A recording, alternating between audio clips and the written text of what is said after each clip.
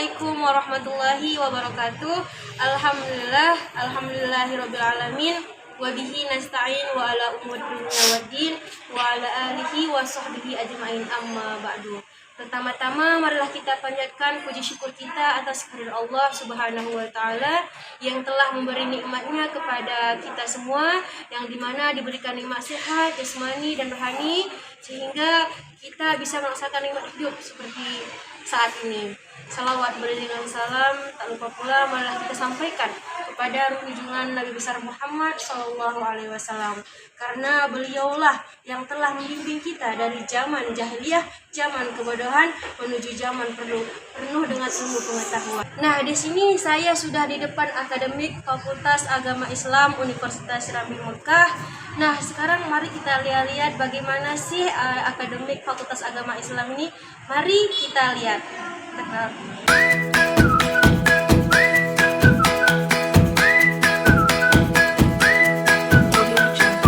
Di sini saya akan menuju ruangan dekan Fakultas Agama Islam, yaitu Bapak Ramadan, MED, PhD. Mari ikuti saya.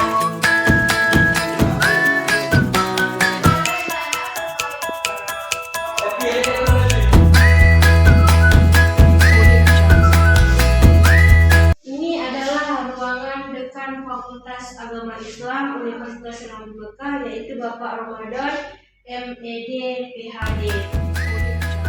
Saya telah bersama dengan Bapak Dekan Fakultas Agama Islam Universitas Islam Mekah, yaitu Bapak Haji Rahmadan, MED, PhD. Nah, Bapak, di sini saya ingin mewawancarai Bapak tentang kepemimpinan untuk memenuhi mata kuliah manajemen pendidikan yang diampu oleh Ibu Dr. Wahyu Wafidah, MA. Pertanyaannya yaitu, coba Bapak jelaskan apa yang dimaksud dengan kepemimpinan. Baik, kepemimpinan itu adalah sebuah kemampuan ataupun keterampilan seseorang mengelola, memanage dan mengatur sebuah sistem untuk dia jalankan, ya, dengan mempunyai visi dan misi tertentu. Jadi dia perlu sebuah profesional seorang pemimpin tersebut. Jadi cerita pemimpin tersebut dia harus punya sifat-sifat, misalnya dia mampu mengendalikan bawahan dengan sifat integritas yang ada sama dia, ya. Kemudian juga dia harus memiliki profesional, ya, istilahnya sumber daya yang ada sama dia itu dia capable memimpin, layak untuk memimpin, ya, dengan sifat jujur, kemudian dengan amanah yang dipercayakan dia mampu melaksanakannya. Nah, pemimpin itu juga harus memiliki sifat adil, ya, sifat adil, sifat yang memandang sama, ya, pekerjaan apapun itu dengan bawahan, dan bawahan itu harus dia lihat sama, sehingga visi itu mudah untuk dilaksanakan, visi itu mudah diwujudkan. Pemimpin itu juga butuh kepada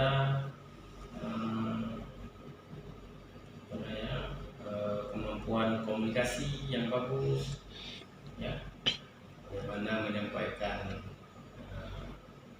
tujuan kepada masyarakat yang dia pimpin, pada bawahan, misalnya di fakultas, bagaimana setiap prodi itu paham kemana arah dari fakultas itu, visinya apa, targetnya tahun kapan. Itu dia harus bisa berkomunikasi dengan baik terhadap bawahan-bawahannya, kaprodi, stafnya, kan, dia sampaikan semua. Nah, ini visi kita, bagaimana dia selalu bisa berkomunikasi dengan baik setelah punya integritas, ya, punya amanah, punya sifat jujur. Kemudian pemimpin itu juga dia tidak mengunggulkan dirinya, karena sifat pemimpin itu sebenarnya ketika dia menjadi pemimpin, dia mampu merangkul, ya, mampu mengajak, bukan memaksa, tapi mengajak. Itu disebut dengan gaya kepemimpinan demokratis, ya. Itu yang paling bagus. Biasa orang menerapkan itu, karena pemimpin yang menerapkan gaya otoriter, gaya militer itu pemimpin yang tidak bisa bertahan lama, kecuali dia itu berusaha seperti itu apa, kan? Tapi biasanya pemimpinan demokratis itu adalah pemimpin yang meminta peran daripada bawahan, gitu. Dan bagaimana kita melaksanakan visi misi ini. Nah, kemudian pemimpin itu tentu saja memiliki kendala-kendala, ya. Ada saja nanti, misalnya ketidaktercapaian visi sesuai yang diinginkan, pasti ada kendala di sana tuh. Apa misalnya pemimpin dan stafnya itu salah dalam berkomunikasi, ya, salah dalam mengambil kebijakan, atau juga manajemennya yang kurang pas. Harus ada pengontrolan, ya. Pemimpin itu harus datang, melihat, mengontrol, pertama dia buat planning dulu, ya. Perencanaan yang baik, perencanaan yang bagus, kemudian dia mendesain rencana itu dengan baik, mengorganize, ya, mengatur, kemudian dia harus menerapkan.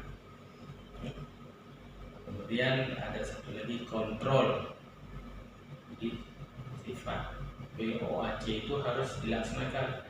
Biasanya pemimpin yang mengalami kendala itu adalah yang tidak menerapkan ini semua. Tentang masalah, ada juga nanti bawahan yang itu, dan dia akan kontrol. Dia panggil, dia sampaikan, ya kan, sesuai dengan gaya kepemimpinan masing-masing. Kalau militer berarti dia langsung main hukum terus, kan. Tapi kalau demokratis dipanggil, diberikan arahan, diberikan nasihat, diberikan mendidik lah, dilaksanakan seperti itu. Nah, ada juga pemimpin yang percaya kepada bawahan. Dia kan sistemnya ini ditunjuk langsung oleh bawahan dengan arahan, dengan petunjuknya, supaya visi ini jalan. Nah, pada saat seperti itu kadang-kadang kalau pemimpin yang terlalu percaya kepada bawahan, jadi kendalanya adalah bawahan ini nanti ada saja kendala, dia kan, ini tetap harus turun mengontrol, ya, melihat. Nah, itu yang bisa disampaikan tentang pemimpin. Banyak. Terima kasih atas jawaban Bapak. Semoga bermanfaat bagi kami semua. Mungkin sekian hasil wawancara saya. Semoga bermanfaat. Saya akhiri, wabillahi taufiq wal hidayah. Assalamualaikum warahmatullahi wabarakatuh.